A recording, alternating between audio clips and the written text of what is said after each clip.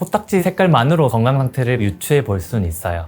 초록색 코딱지는 코에 암이 있는 경우도 의심해 볼 수 있습니다. 그래서 코딱지를 제거하는 것은 중요합니다. 코를 풀었는데도 코딱지가 빠져나오지 않는 경우에는 안쪽 깊숙한 곳에 코딱지가 차 있는 경우에 해당하거든요. 그럴 경우에는 안녕하세요. 지식인사이드 구독자 여러분, 이비인후과 전문의 이영섭입니다.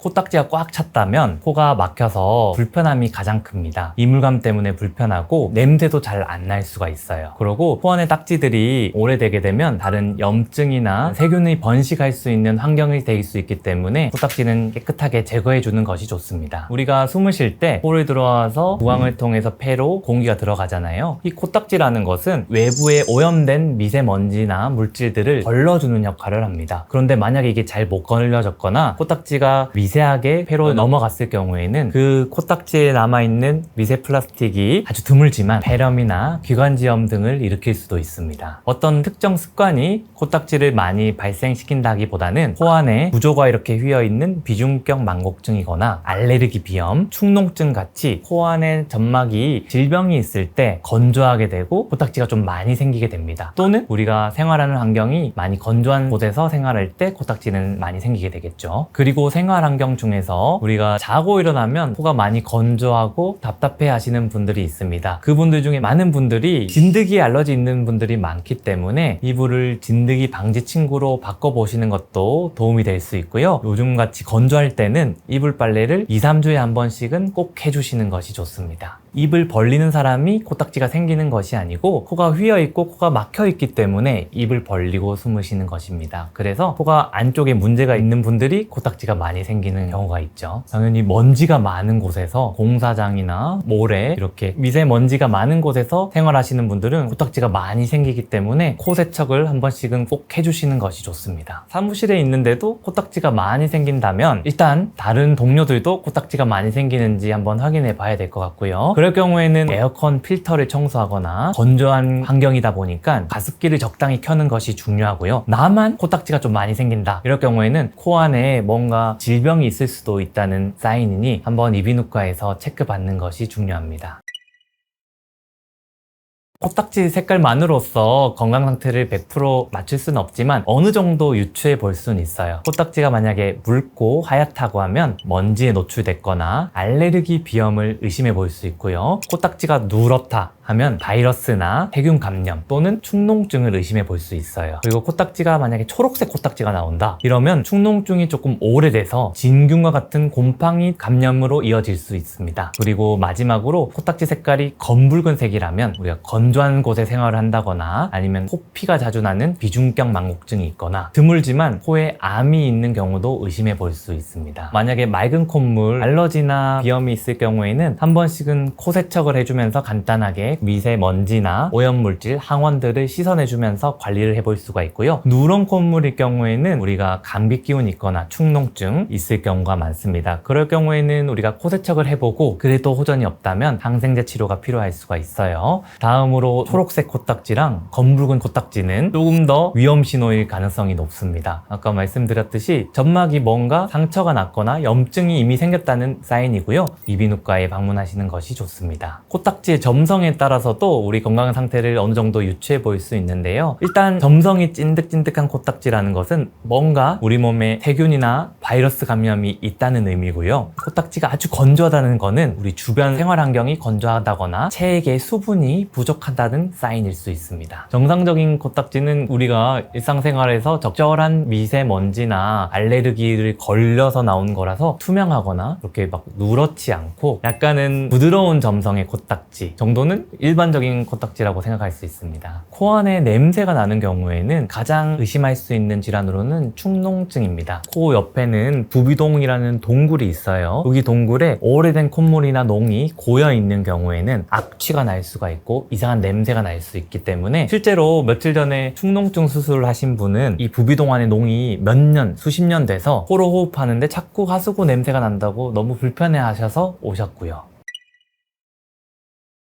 코딱지를 함부로 손으로 팔 때 대부분은 뭐 큰 문제는 없습니다. 그렇지만 우리 손이 대부분 더럽잖아요. 세균이랑 바이러스들이 많이 있어요. 손으로 코딱지를 너무 세게 팔 경우에 코 점막의 손상으로 이어질 수가 있습니다. 안면 위험 삼각이라고 이 코 앞쪽에 이렇게 삼각형이 존재하거든요. 코 뾰루지나 안에 염증이나 이런 것들이 이 정맥들이 뇌로 이동을 하거든요. 그 과정에서 이 부위에 따로 걸러주는 필터가 없기 때문에 뇌수막염으로 쉽게 이어질 수 있는 가능성이 있다는 거죠. 그렇지만 흔하지는 않습니다. 코딱지를 안전하게 제거하기 위해 푸는 방법에 대해서 설명해 볼 건데요. 일단 코 옆에 이렇게 동굴이 있잖아요. 여기 입구 부분을 가볍게 마사지를 해줍니다. 그러면 안쪽에 뭉쳐있던 콧물이나 코딱지가 살짝은 풀어지고요. 한쪽씩 코를 막아서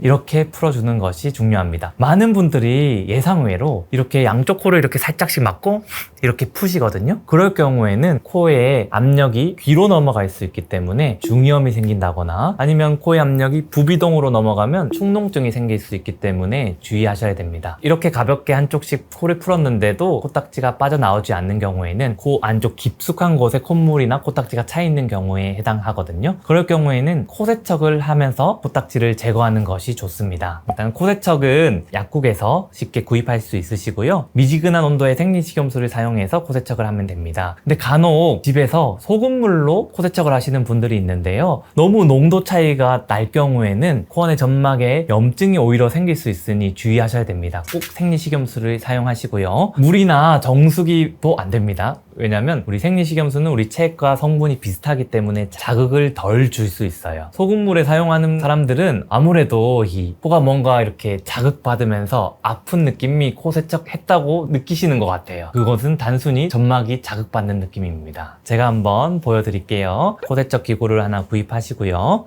약간 미지근한 생리식염수를 준비합니다. 이 세숫대 앞에 가서 고개를 45도 숙이고 옆으로 살짝 기울여서 아 소리를 내면서 세척액을 짜주게 됩니다. 아 소리를 내는 이유는 이 코 세척액이 목구멍으로 넘어가지 않게 하기 위해서 하는 거고요.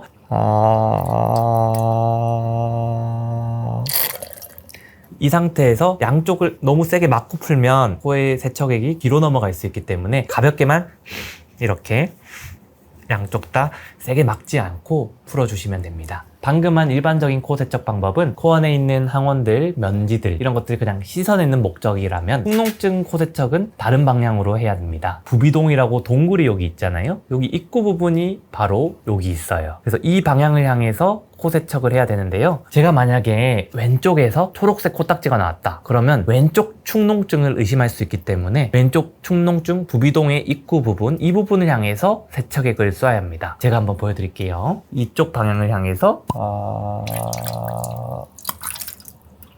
이해되셨나요? 이 부비동의 입구 방향으로 세척액을 쏴야 된다는 거 명심하시기 바랍니다. 코 세척은 코가 불편할 때는 하루에 2번 아침 저녁으로 해주시는 것이 좋고요. 특별한 문제가 없다 하시면 자기 전에 한 번 정도 코 세척을 하는 것이 건강한 코 관리를 위해서 도움이 될 수 있습니다. 하지만 답답하다고 코 세척을 하루에 3-4번 이상 너무 많이 하는 경우에는 오히려 코 점막을 건조하게 만들 수 있기 때문에 주의하셔야 됩니다.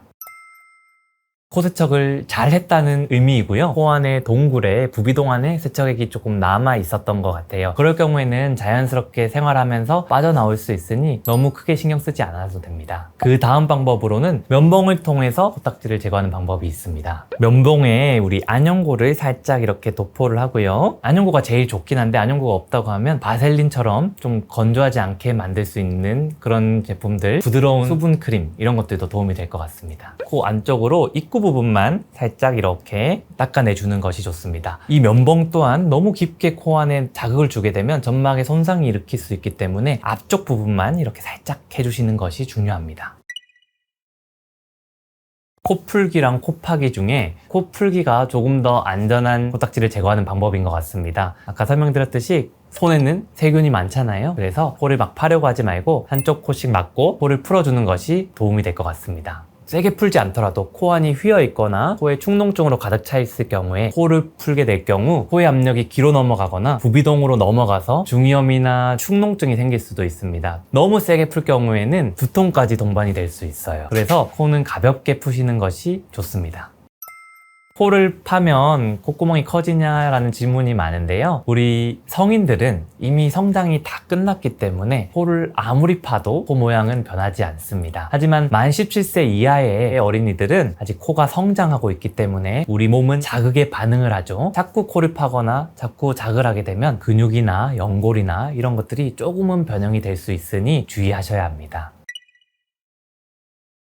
최근에 알레르기 비염 때문에 환자분들이 많이 내원하시는데요. 코를 너무 많이 풀었더니 귀가 아프다고 오시는 분들이 많습니다. 그래서 내시경으로 보면 귀에 고막이 이렇게 빨갛게 중이염이 생기는 경우도 종종 확인이 되거든요. 드물게는 너무 세게 풀어서 고막에 천공이 생기는 분들도 있습니다. 조금 더 치료 기간이 길어지니 코를 풀 때는 꼭 주의하셔야 됩니다. 아기들 같은 경우에는 코랑 귀가 이관이라고 연결되어 있거든요. 성인에 비해서 이 이관의 각도가 완만하기 때문에 코에서 염증이 귀로 갈 수도 있고 귀에서 염증이 코로 갈 수가 있어요. 그래서 아기들 경우에 코를 만약에 잘못 풀 경우에는 중이염으로 넘어갈 가능성이 조금 더 높고, 그럴 경우에는 자꾸 보챈다거나 귀를 자꾸 만지려거나 잘 안 놓으려고 하거나 그런 증상으로 이비인후과를 내원하십니다. 요즘 애기 어머님들이 노시부라고 콧물 흡입기 같은 거를 집에서 많이 구비하고 계시더라고요. 그래서 코를 풀게 하는 것보다는 코를 이렇게 석션을 통해서 흡입해 주시면 좋은 처치 방법이 될 수 있습니다. 하지만 콧물이 날 때마다 계속 석션을 해서 안에 점막이 헐어서 오시는 분들도 종종 있으니까 너무 지나친 사용은 주의해 주시기 바랍니다. 그리고 애기들 경우에는 건전지나 이런 것들을 코에 막 넣는 습관이 있어요. 그래서 간혹 오래된 이물질이 점막을 손상시켜서 이상한 악취를 낼 수 있거든요. 그래서 아기들이 콧물에서 이상한 냄새가 난다 하면 즉시 보호자분은 이비인후과에 데려와 주시기 바랍니다.